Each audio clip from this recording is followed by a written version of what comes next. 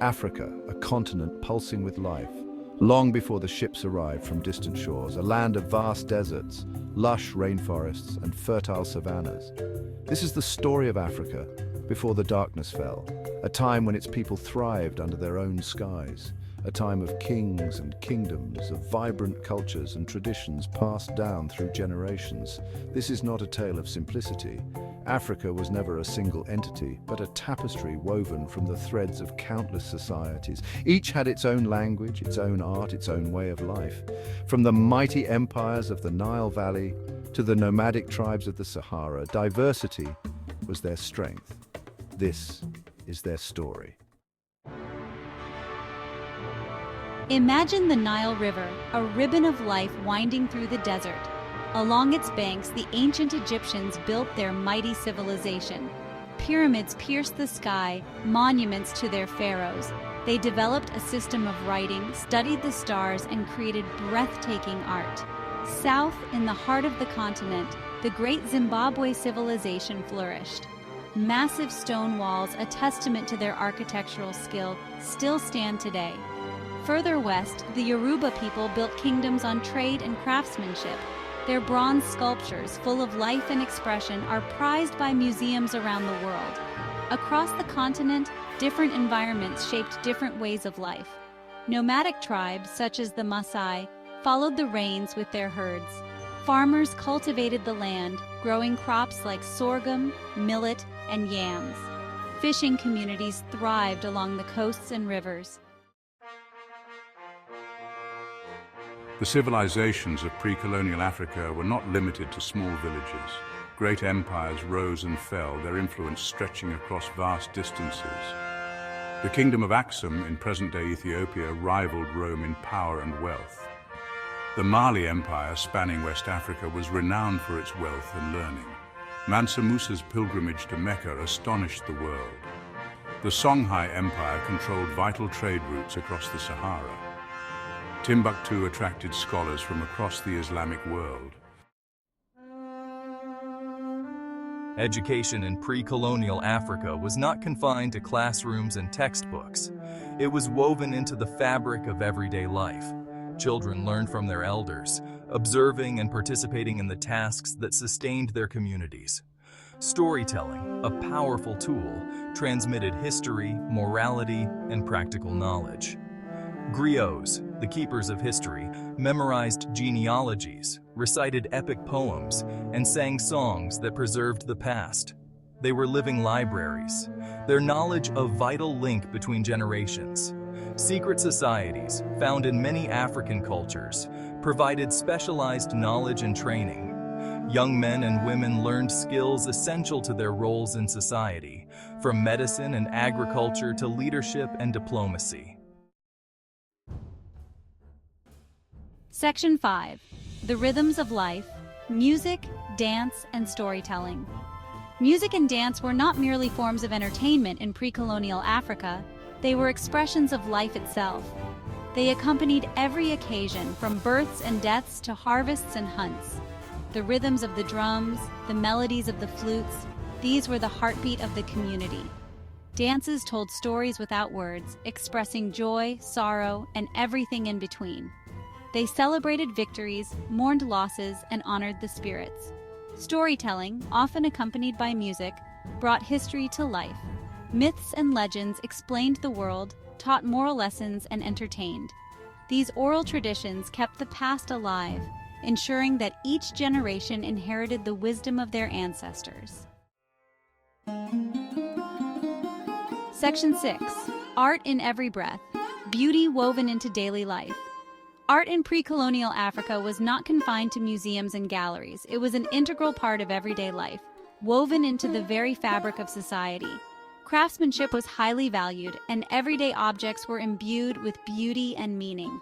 Textiles, woven on intricate looms, displayed bold patterns and vibrant colors.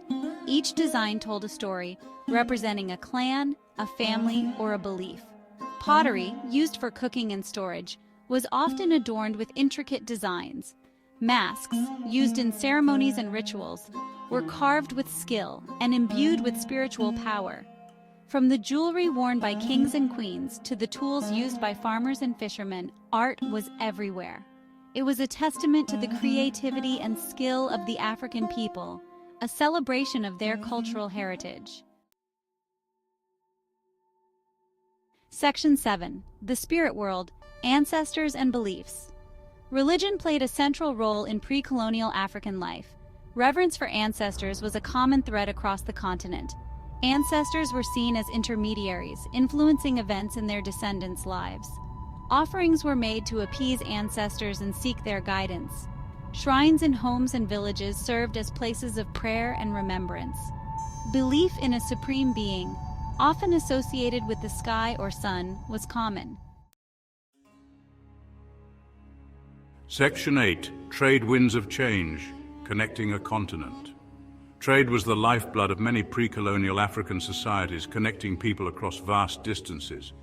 Camel caravans laden with goods crisscrossed the Sahara Desert, linking North Africa to the kingdoms of West Africa. Gold, salt, ivory, and slaves were traded along these routes, bringing wealth and new ideas to the empires that controlled them. Along the East African coast, Arab traders brought goods from the Middle East and Asia. Ivory, gold, and slaves were exchanged for silk, spices, and porcelain.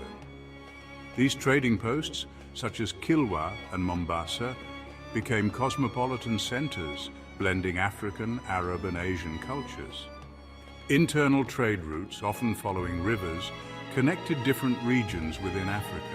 This exchange of goods, ideas, and people fostered cultural exchange and innovation, enriching the continent. Section 9. The Shadow of Colonization, a world turned upside down. The arrival of European powers in the 15th century marked a turning point in African history.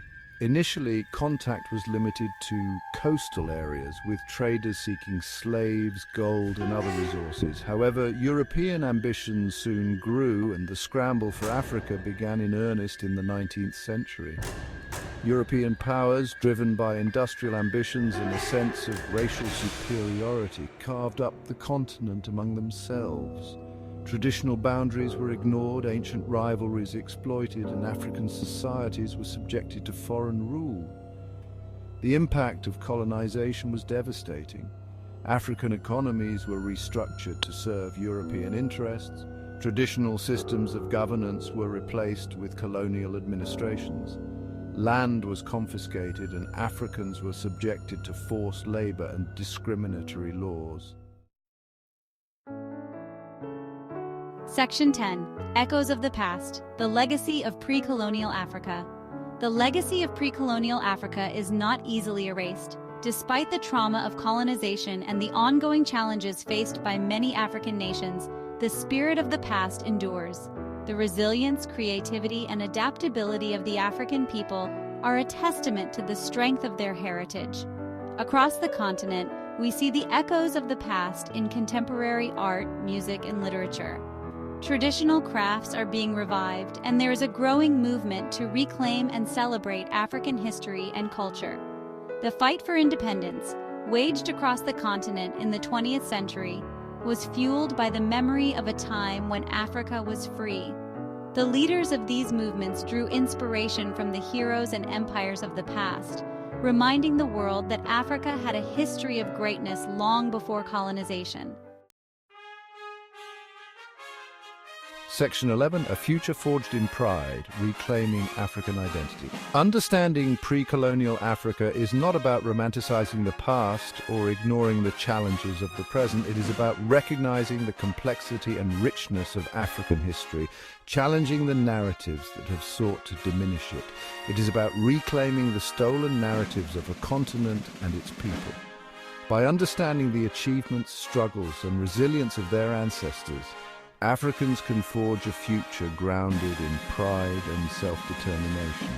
It is a call to action, a reminder that the story of Africa is still being written.